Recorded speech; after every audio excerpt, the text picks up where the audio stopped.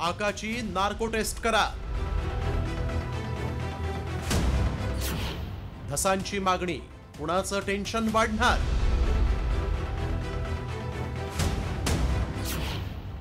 बीड हत्या प्रकरणात नवा ट्विस्ट येणार?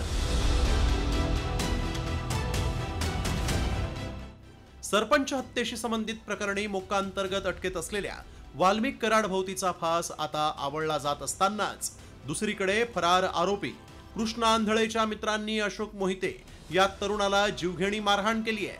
त्यामुळे हे प्रकरण आणखीनच तापलंय। तर फरार आरोपी कृष्णा आंधळेला पकडण्यासाठी आणि आकाच्या गँगचा माज उतरवण्यासाठी धसांनी आकाच्या नार्को टेस्टची मागणी केली। मी आका आणि त्याचे सर्व सहकारी यांची नार्को टेस्ट करायची सांगितलेली आहे। दुसरं असं आहे की 2 महिने झालं तरी कृष्णा आंधळे अजून फरार आहे। म्हणजे मी अजूनही म्हणतो की ह्या आका आणि त्यांच्या गँगचा माज संपलेला नाही। सरपंच हत्येला 2 महिने उलटून गेले, तर या प्रकरणात आतापर्यंत वाल्मिक कराडसह 8 आरोपींना अटक करण्यात आली आहे। मात्र अजूनही कृष्णा आंधळे पोलिसांना गुंगारा देतोय। त्यामुळे कराड आणि त्याच्या सहकाऱ्यांची नार्को टेस्ट करण्याची मागणी करण्यात आली। मात्र आरोपींकडून सत्य जाणून घेण्यासाठी वापरण्यात येत असलेली नार्को टेस्ट नेमकी कशी करण्यात येते पाहूया।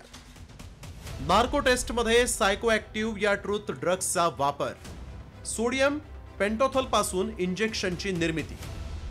हे ड्रग्स दिल्यानंतर आरोपी संमोहित होतो। आरोपीचं आत्मभान आणि कल्पनाशक्ती थांबते। या स्थितीत आरोपीला खोटं बोलणं अवघड जातं। तज्ञांच्या देखरेखीखाली नार्को टेस्ट केली जाते। वाल्मिक कराडनं पुण्यात शरणागती पत्करल्यानंतर त्याच्या नार्को टेस्टची मागणी करण्यात येत होती। मात्र कराडच्या शरणागतीला महिना उलटून गेल्यानंतरही त्याची नार्को टेस्ट करण्यात आलेली नाही। या उलट प्रशासनाकडून कराडचे लाड पुरवले जात असल्याचा आरोप सत्ताधारी आणि विरोधकांकडून करण्यात येत होता।